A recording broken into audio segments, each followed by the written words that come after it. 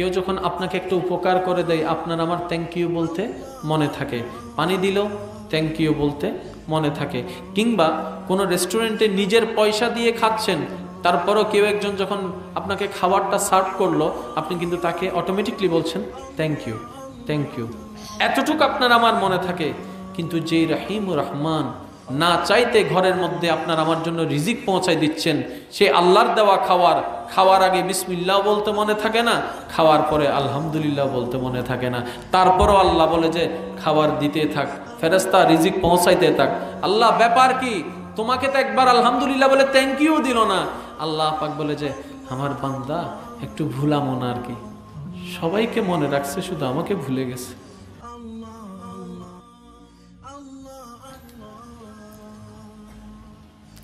আমার বান্দা ওয়েটারের কথা মনে রাখছে যে খাবারটা তার টেবিলে এনে দিয়েছে, তাকে থ্যাংক ইউ বলতে আমার বান্দার মনে আছে। এক গ্লাস পানি যে তুলে দিয়েছে তাকে থ্যাংক ইউ বলতে আমার বান্দার মনে আছে।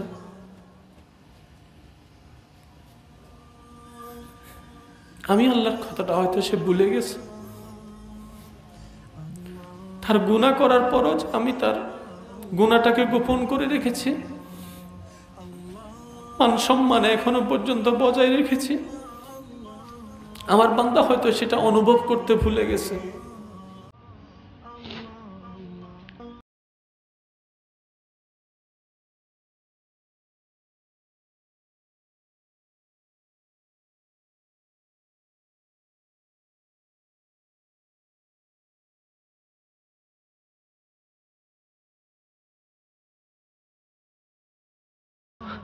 এটা পাই নাই, সেটা পাই নাই, এই আফসোস সেই আফসোস, হাজারটা আবদার, হাজারটা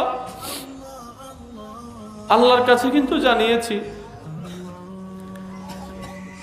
আল্লাহ এটা পাইলাম না, সেটা পাইলাম না, ওকে এটা দিলা, আমাকে সেটা দিলা না, হাজারবার বলেছি।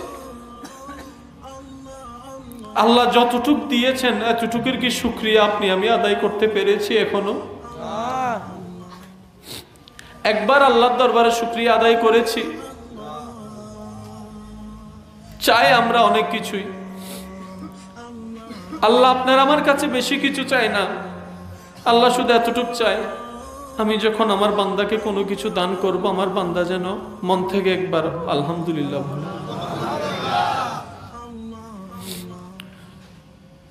দুনিয়ার সবার ভালোবাসার কথা তো আপনার আমার মনে আছে। 10 বছর আগে কেউ যদি আপনাকে কোন একটা উপকার করে, সেই উপকারের কথা আপনার আমার মনে আছে। যিনি প্রতিটা সেকেন্ডে সেকেন্ডে আপনার আমার উপকার করে যাচ্ছেন, সেই আল্লাহকে ভুলে রইলাম কিভাবে?